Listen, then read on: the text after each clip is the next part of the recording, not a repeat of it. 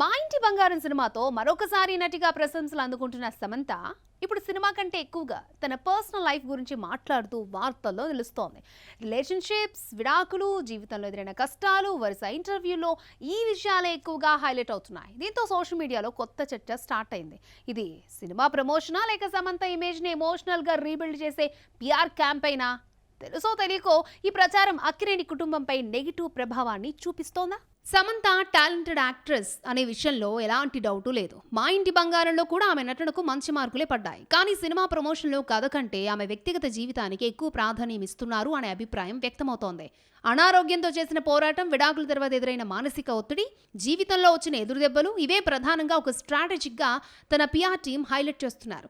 Sympathy gain చేయడానికి ప్రయత్నించారు. దీంతో సినిమా కంటే ఎమోషన్ పైనే ఎక్కువ ఫోకస్ చేస్తున్నారనే చర్చ నడుస్తోంది. సమంత, నాగచైతన్య విడిపడుతున్నట్టు 2021 అక్టోబర్ 2న అఫీషియల్ గా అనౌన్స్ చేశారు. మ్యూచువల్ అండర్స్టాండింగ్ తో విడాకులు తీసుకున్నప్పటికీ ఛాన్స్ వచ్చినప్పుడల్లా నాగచైతన్యను, అక్కినేని ఫ్యామిలీని టార్గెట్ చేస్తూ మాట్లాడుతోంది శామ్.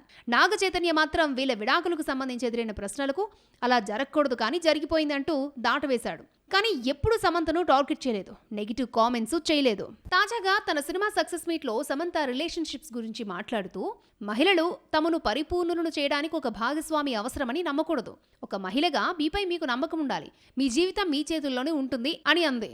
ఈ వ్యాఖ్యలకు నెటిజన్లో గతంలో శోభిత ధూళిపాలు చేసిన కామెంట్స్ తో పోలుస్తున్నారు. తన పెళ్లికి ముందు విడుదలైన ఒక వీడియో శోభిత, ఒక వ్యక్తి అసంపూర్ణంగా ఉంటాడు, మరొకరొచ్చి ఆ లోటును భర్తీ చేస్తారని నేను నమ్ముతున్నాను. మనం స్వతహాగా పరిపూర్ణులమే అయినా నా భాగస్వామి లేకపోతే నా జీవితం అసంపూర్ణంగా అనిపిస్తుంది అని చెప్పింది. ఈ రెండు వ్యాఖ్యలను సోషల్ మీడియాలో పక్కపక్కన పెట్టి వైరల్ చేస్తూ సమంత ఇది శోభితకు ఇండైరెక్ట్ కౌంటరా అని చర్చ చేస్తున్నారు. అయితే సమంత ఎక్కడా శోభిత పేరును ప్రస్తావించలేదు. అలాగే నాగచైతన్యని కూడా గతంలో శోభితకు తమ విడాకులతో ఎలాంటి సంబంధం లేదని స్పష్టం చేశారు. అయినప్పటికీ సోషల్ మీడియాలో ఈ పోలికలు, ఫ్యాన్ వార్స్ మాత్రం ఇంకా కొనసాగుతూనే ఉన్నాయి. తెలుగు సినీ పరిశ్రమలో అక్కినేని కుటుంబానికి దశాబ్దాల చరిత్ర ఉంది. అక్కినేని నాగేశ్వరరావు నుంచి నాగార్జున, నాగచైతన్య, అఖిల్, సుమంత్, సుశాంత్ వరకు ఈ కుటుంబం నటులనే కాదు స్టూడియోలు, నిర్మాణ సంస్థల ద్వారా కూడా పరిశ్రమలకు సేవలను అందించింది. ఈ నేపథ్యంలో సమంత సినిమా ప్రమోషన్స్ లో పర్సనల్ లైఫ్ గురించి ఎక్కువగా ప్రస్తావించడం, పాత వివాదాలను మళ్లీ తెరపైకి తీసుకురావడం అవసరమా? ఈ ప్రచారంతో అక్కినేని కుటుంబంతో తలపడ్డానికి సమంత స్థాయి సరిపోదని, మరోవైపు రాజ్ నెడుమూరు డైరెక్టర్ అయినప్పటికీ 1-2 వెబ్ సిరీస్లు హిట్ చేసినంత మాత్రాన సినీ పరిశ్రమను అవపోసన పట్టినట్టు కాదని సినీ విశ్లేషకులు భావిస్తున్నారు. 2026 ఫస్ట్ హాఫ్ లో భారీ సినిమాలు ఆశించిన ఫలితాలు ఇవ్వలేదు. ఇప్పుడు సెకండ్ హాఫ్ లో టాలీవుడ్ ఆశలన్నీ 6 పెద్ద సినిమాలపైనే ఉన్నాయి. ఫౌజీ, విశ్వంబర, ఆదర్శ కుటుంబం, కింగ్ 100, ది పారడైజ్, రణబలి ఈ సినిమాల బడ్జెటే దాదాపు 2000 కోట్లకు చేరువలో ఉంది. రికవరీ ఆ రేంజ్ లోనే ఉంటుందా? ఈ సినిమాలు టాలీవుడ్ ఇండస్ట్రీని గట్టెక్కిస్తాయా లేక మరొకసారి భారీ నష్టాలకు కారణమవుతాయా? ప్రభాస్, ఫౌజీపై భారీ అంచనాలున్నాయి.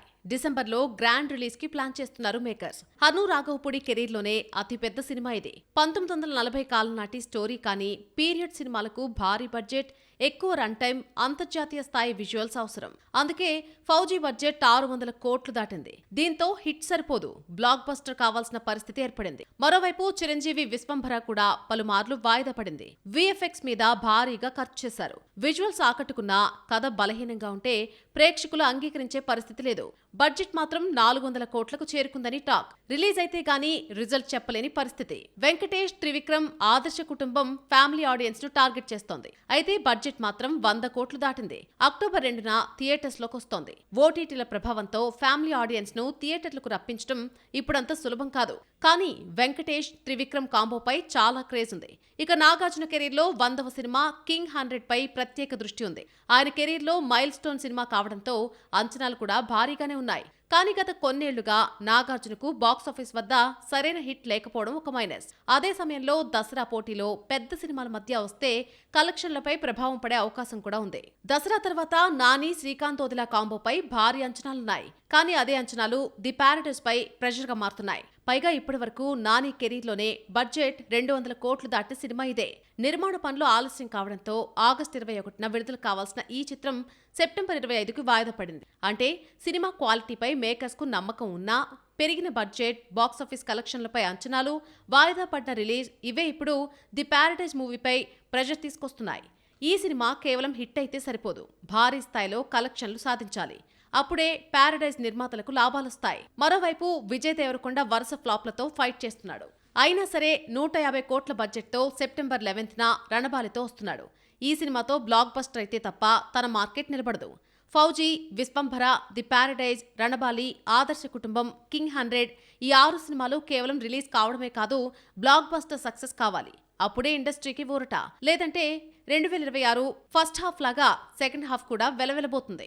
ఐటెం సాంగ్ అనే పదం తనకు నచ్చదని, దాని స్పెషల్ డాన్స్ నెంబర్ అని పిలవాలని అంటోంది తమన్నా. కానీ ఇప్పుడు సోషల్ మీడియాలో వినిపిస్తున్న ప్రశ్న ఒక్కటే. 2 దశాబ్దాలుగా తెలుగు, తమిళ సినిమాల్లో స్టార్ హీరోయిన్ గా కొనసాగిన తమన్నా స్వింగ్ జరా, లబ్బర్ బొమ్మ, డాంగ్ డాంగ్, కావాలయ్యా, ఆజ్ కీ రాత్, నషా లాంటి స్పెషల్ సాంగ్స్ తోనే దేశవ్యాప్తంగా కొత్త క్రేజ్ ని సంపాదించలేదా? మరి ఇప్పుడు ఐటెం సాంగ్ అనే పదాన్ని ఎందుకు తప్పుపడుతోంది? తమన్నా కెరీర్ ని చూస్తే 2 దశాబ్దాలకు పైగా తెలుగులో హీరోయిన్ గా ఎన్నో మంచి పాత్రలు చేసింది. అయినా స్పెషల్ సాంగ్స్ కూడా ఆమె కెరియర్ లో కీలక పాత్ర పోషించాయి. స్వింగ్ జరా, లబ్బర్ బొమ్మ, డాంగ్ డాంగ్ లాంటి పాటలు తెలుగులో ఆమెకు మరొక ఇమేజ్ ని తీసుకొచ్చాయి. అప్పట్లో ఇవే పాటలు ప్రమోషన్స్ లో హైలైట్ అయ్యాయి. ఇప్పుడు అదే తరహా పాటలను ఐటెం సాంగ్ అనొద్దని చెప్పడంతో తమన్నా వైఖరి హాస్యాస్పదంగా ఉంది. జైలర్ లో వచ్చిన నువ్వు కావాలయ్యా పాట తమన్నా కెరియర్ కి పాన్ ఇండియా రీచ్ ని తీసుకొచ్చింది. సినిమాలో ఆమె పాత్ర కంటే ఈ ఒక్క పాటకే ఎక్కువ క్రేజ్ వచ్చింది. సోషల్ మీడియా నుంచి రీల్స్ వరకు దేశమంతటా ఈ పాట ట్రెండ్ అయింది. అంటే స్పెషల్ ఐటమ్ సాంగ్స్ హీరోయిన్స్ కి గుర్తింపు తీసుకురావడంలో కూడా కీలక పాత్ర పోషిస్తున్నాయి. బాలీవుడ్ లో ఆఫర్స్ కోసం ఇప్పుడు సౌత్ లో తాను చేసిన స్పెషల్ సాంగ్స్ ని ఐటమ్ సాంగ్స్ అంటారని ఫీల్ అవుతోంది. కానీ తాను మాత్రం ఓవర్ ఎక్స్పోజింగ్ చేయొచ్చా? మల్లికా షెరావత్ ను, మలైకా అరోరాను మించి చేస్తున్నందుకే తమన్నాకు బాలీవుడ్లో ఆఫర్స్ వస్తున్నాయి. ఆమె చేస్తున్న సాంగ్స్ పక్కా ఐటమ్ సాంగ్సే అంటూ కొందరి వాదన. ఆజ్ కీ రాత్, నషా లాంటి సాంగ్స్ ఇలాంటి పాటలు చేసి భారీ పారితోషికం, జాతీయ స్థాయి గుర్తింపు తెచ్చుకుంటూ మరోవైపు వాటిని ఐటమ్ సాంగ్స్ అని పిలవడం తప్పు అనడం ఎంతవరకు సమంజసం? అసలు సమస్య పేరు గురించా లేక హీరోయిన్స్ ట్రీట్మెంట్, స్టార్డమ్ గురించా అనే చర్చ ఇప్పుడు సోషల్ మీడియాలో నడుస్తోంది.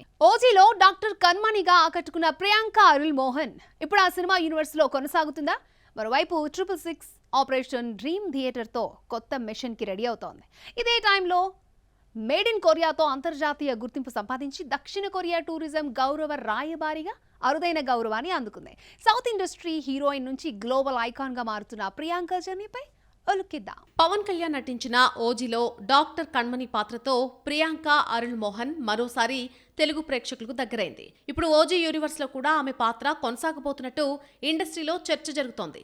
ఇప్పటికే గ్యాంగ్ లీడర్, శ్రీకారం, సరిపోదా శనివారం లాంటి తెలుగు సినిమాలతో పాటు తమిళంలో డాక్టర్, డాన్, కెప్టెన్ మిల్లర్ వంటి హిట్స్ తో స్టార్ హీరోయిన్ గా తనకంటూ ప్రత్యేక గుర్తింపు సంపాదించుకుంది. ప్రియాంక కెరీర్ కు గ్లోబల్ ఇమేజ్ తీసుకొచ్చింది మాత్రం రా కార్తిక్ తెరకెక్కించిన మేడ్ ఇన్ కొరియా. దక్షిణ కొరియా నేపథ్యంలో వచ్చిన ఈ చిత్రం ఓటీటీలో విడుదలై మంచి గుర్తింపు తెచ్చుకుంది. అదే సినిమా కారణంగా ఆమెను కొరియా టూరిజం ఆర్గనైజేషన్ అధికారిక గౌరవ రాయబారిగా నియమించింది. కొరియా ప్రభుత్వం నుంచి ఈ అరుదైన గౌరవం అందుకోవడంతో పాటు భారత కొరియా సాంస్కృతిక సంబంధాలకు వారధిగా నిలిచిన ఫస్ట్ సౌత్ హీరోయిన్స్ లో ఒకరిగా ప్రియాంక కూడా గుర్తింపు పొందింది. ఇప్పుడు ప్రియాంక చేతిలో మరొక crazy project 666 operation dream theatre. Doctor Shivaraj Kumar, Dhananjay ప్రధాన పాత్రలో సప్తసాగరాలు దాటి ఫేమ్ హేమంత్ ఎం రావు తెరకెక్కిస్తున్న ఈ రెట్రో స్పై థ్రిల్లర్ లో ప్రియాంక కీలక పాత్ర పోషిస్తోంది. ఈ సినిమా టీజర్ ను వచ్చే నెల 3న విడుదల చేయబోతున్నట్టు మేకర్స్ ప్రకటించారు. ఇదే కాకుండా తమిళంలో మంజునాథి, కవిన్ 9, అరసన్ లాంటి ప్రాజెక్టులతో ఆమె ఫుల్ బిజీగా ఉంది. అఖిల్, లెనిన్, సాయి దుర్గతేజ్ సంబరాల ఇటుగట్టు, నిఖిల్ స్వయంభూ, నాగచైతన్య వృషకర్మ ఇంకా పాన్ ఇండియా మార్కెట్ స్పాన్ సంపాదించిన హీరోల సినిమాలకే 100 కోట్లు బడ్జెట్లు పెడుతున్నారు. మరోవైపు రిలీజ్ డేట్లు మారడం, సంవత్సరాల తరబడి మేకింగ్కే కేటాయించడం, పెరుగుతున్న వడ్డీ భారం ఇవన్నీ నిర్మాతల రిస్క్ను మరింత పెంచవా? అసలు ఈ కాన్ఫిడెన్స్ ఏంటి? రికవరీ ఎలా సాధ్యం? టాలీవుడ్లో ప్లానింగ్ కంటే రిస్క్ పెంచుతున్నారా? అఖిల్ కెరీర్లో ఇప్పటి వరకు ఒక్క కమర్షియల్ హిట్ కూడా లేదు. అయినా లెనిన్ కోసం దాదాపు 70 కోట్ల వరకు బడ్జెట్ పెట్టారు. 2024 చివరిలో షూట్ మొదలైన లెనిన్ మొదట 2026 ఏప్రిల్లో రిలీజ్ అవుతుందని ప్రకటించినా జూన్ 26కి వాయిదా వేశారు. మళ్లీ పోస్ట్ ప్రొడక్షన్ కారణంగా చివరికి జూలై 10న రిలీజ్ అని అనౌన్స్ చేశారు. కానీ మరోవైపు అఖిల్ మార్కెట్కు ఇది చాలా పెద్ద రిస్క్. ఈ సినిమాకు పెట్టిన బడ్జెట్ రికవరీ కావాలంటే సినిమా కేవలం హిట్ కాదు, బ్లాక్ బస్టర్ కావాల్సిందే. హనుమాన్ తర్వాత ప్రైమ్ షో ఎంటర్టైన్మెంట్స్ నుంచి వస్తున్న మరో భారీ ప్రాజెక్ట్ సంబరాల ఏటికట్టు. సాయి దుర్గతేజ్ కెరీర్లోని అత్యంత భారీ బడ్జెట్తో ఈ సినిమా తెరకెక్కుతోంది. కానీ కొత్త దర్శకుడు, భారీ బడ్జెట్, భారీ సెట్లు, పాన్ ఇండియా రిలీజ్ ఇవన్నీ సినిమా బడ్జెట్ను అమాంతం పెంచేశాయి. పైగా షూటింగ్ కూడా ఏడాదికి పైగా కొనసాగుతోంది. దీంతో ప్రొడక్షన్ కాస్ట్తో పాటు ఫైనాన్స్ వడ్డీ కూడా పెరుగుతోంది. అయితే హనుమానిచ్చిన నమ్మకం సంబరాల ఏటుగట్టుకి భారీ బడ్జెట్ పెడుతున్నారు. ఈ ఇయర్ డిసెంబర్లో రిలీజ్ చేయాలని మేకర్స్ ప్లాన్ చేస్తున్నారు. నిఖిల్ కెరీర్లోని అత్యంత భారీ బడ్జెట్ సినిమా స్వయంభూ. దాదాపు 80 కోట్ల బడ్జెట్తో 2 భాగాలుగా ఈ సినిమా తెరకెక్కుతోంది. కానీ భారీ విఎఫ్ఎక్స్ పోస్ట్ ప్రొడక్షన్ కారణంగా మూవీ రిలీజ్ వాయిదా పడింది. ఇదే ఇప్పుడు టాలీవుడ్లో కొత్త ట్రెండ్గా మారుతోంది. ముందు రిలీజ్ డేట్ ప్రకటించడం, తర్వాత వాయిదా వేయడం. దీంతో సినిమా ఆలస్యమైతే బజ్ తగ్గే ప్రమాదం ఉంది. కానీ మరోవైపు క్వాలిటీ కోసం టైం తీసుకోవడం కూడా అవసరమే అంటున్నారు మేకర్స్. మరి ఇలా ప్లానింగ్ లేని ప్రొడక్షన్ కారణంగా బడ్జెట్ లెక్కలు తిరిగి రాబట్టుకోవడం సవాల్గా మారుతోంది. నాగ చైతన్య వృషకర్మ కూడా 110 కోట్లకు పైగా బడ్జెట్తో తెరకెక్కుతోంది. మిస్టికల్ అడ్వెంచర్, భారీ విఎఫ్ఎక్స్, పాన్ ఇండియా ప్లానింగ్ అన్ని గ్రాండ్గానే ఉన్నాయి. 90% షూటింగ్ కూడా పూర్తయింది. రాజస్థాన్ కోటల్లో కీలక స్కెడ్యూల్ రీసెంట్ గా ఫినిష్ చేశారు. కానీ ఇంకా రిలీజ్ డేట్ ఫిక్స్ కాలేదు. ఒకవైపు చిన్న సినిమాలు తక్కువ బడ్జెట్తో భారీ లాభాలు తెస్తుంటే, మరోవైపు మార్కెట్ అంతగా లేని చిన్న హీరోలపై 100 కోట్ల బడ్జెట్ పెట్టడం ఎంతవరకు సేఫ్? అయితే నిర్మాతల లెక్కలు మాత్రం వేరే ఉన్నాయి. థియేటర్తో పాటు ఓటీటీ, శాటిలైట్, ఓవర్సీస్, డిజిటల్ హక్కుల ద్వారా రికవరీ సాధించొచ్చనే నమ్మకంతో ఈ రిస్క్ తీసుకుంటున్నారు మేకర్స్. కానీ కంటెంట్ క్లిక్ కాకపోతే ఈ భారీ పెట్టుబడులే ఇండస్ట్రీని నిండా ముంచుతాయనే ప్రమాదం కూడా ఉంది. ఇప్పటి వరకు టాలీవుడ్ లో 100 కోట్లకు పైగా బడ్జెట్ అంటే స్టార్ హీరో, స్టార్ డైరెక్టర్ లేదా భారీ ఫ్రాంచైజీ ఉండడం కామన్ థింగ్. కానీ ఇప్పుడు ఆ ఫార్ములాను నాగబంధం మార్చబోతుందా? స్టార్ హీరో లేడు, స్టార్ డైరెక్టర్లు లేడు, అయినా 110 కోట్ల బడ్జెట్. ఒక్కపాటికే 10 కోట్లు, క్లైమాక్స్ కి 20 కోట్లు ఖర్చు చేశారట. అసలు ఈ కాన్ఫిడెన్స్ ఎక్కడి నుంచి వచ్చింది? మేకర్స్ ఇంత రిస్క్ ఎలా చేశారు? రికవరీ ఎలా ప్లాన్ చేస్తున్నారు? పెద్ద కాపు తర్వాత విరాట్ ఖన్నా హీరోగా వస్తున్న రెండో పెద్ద సినిమా నాగబంధం. హీరోకి పాన్ ఇండియా మార్కెట్ లేదు. నభా నటేష్, ఐశ్వర్య మీనన్, దక్ష నగార్కర్ స్టార్ హీరోయిన్స్ ఏం కాదు. దర్శకుడు అభిషేక్ నామా కూడా స్టార్ డైరెక్టర్ లీగ్లో లేడు. ఇలాంటి కాంబినేషన్తో 110 కోట్ల బడ్జెట్ పెట్టడం ఇండస్ట్రీలోనే పెద్ద డిస్కషన్గా మారింది. సాధారణంగా ఇలాంటి బడ్జెట్ను రికవర్ చేయాలంటే థియేటర్స్లో కనీసం 3 రెట్లు బిజినెస్ జరగాల్సి ఉంటుంది. అదే ఇప్పుడు మేకర్స్ ముందున్న మొదటి ఛాలెంజ్. అయితే మేకర్స్ కాన్ఫిడెన్స్కు కారణాలు కూడా కనిపిస్తున్నాయి. అనంత పద్మనాభ స్వామి ఆలయం, నాగబంధం సంప్రదాయం, పురాణాలు, అడ్వెంచర్ ఈ అంశాలన్నింటినీ కలిపి ఒక కొత్త ప్రపంచాన్ని క్రియేట్ చేశారు. ట్రైలర్ విడుదలైన వారం రోజుల్లోనే దాదాపు 10 మిలియన్ వ్యూస్ రావడం సినిమాపై ఆసక్తిని పెంచేసింది. విజువల్స్, విఎఫ్ఎక్స్ హాలీవుడ్ స్థాయిలో ఉన్నాయనే కామెంట్లు కూడా వినిపిస్తున్నాయి. బడ్జెట్ ఎలా పెరిగిందంటే నమోరే అన్న ఒక్కపాటికే దాదాపు 10 కోట్లు ఖర్చు చేశారు. క్లైమాక్స్ యాక్షన్ ఎపిసోడ్కే మరొక 20 కోట్లు వెచ్చించారు. భారీ sets, CGI, pan India release ఇలా ప్రతి విభాగంలో రాజీ పడలేదు. కానీ ఒక ప్రశ్న మాత్రం అలాగే ఉంది. విజువల్స్ ప్రేక్షకులను థియేటర్లకు తీసుకురావచ్చు, కానీ కంటెంట్ నిలబెడుతుందా? అదే రేపు బాక్సాఫీస్ ను నిర్ణయించబోయేది. ఇప్పటికే థియేట్రికల్ రైట్స్ ను Dil Raju, SVC cinemas, G studios లాంటి పెద్ద సంస్థలు తీసుకోవడం సినిమాపై ట్రేడ్ కాన్ఫిడెన్స్ ను చూపిస్తోంది. కానీ అసలు పరీక్ష మాత్రం జూలై 3 నుంచే మొదలవుతుంది. స్టార్ పవర్ లేకుండా కేవలం కాన్సెప్ట్, విజువల్స్, పాజిటివ్ బజ్ తో 110 కోట్ల పెట్టుబడిని నాగబంధం రికవర్ చేయగలదా? లేక మరోసారి భారీ బడ్జెట్ల రిస్క్ గురించే చర్చ జరిగేలాగా చేస్తుందా? ఈ ప్రశ్నకు సమాధానం బాక్స్ ఆఫీస్ నే చెప్పాలి. ఇది వాల్టి మన బాక్స్ ఆఫీస్. నెక్స్ట్ ఎపిసోడ్ లో మరికొన్ని ఇంట్రెస్టింగ్ అప్డేట్స్ తో మళ్ళీ కలుద్దాం. Till then keep watching NTV and this is Akshaya signing off. Bye bye.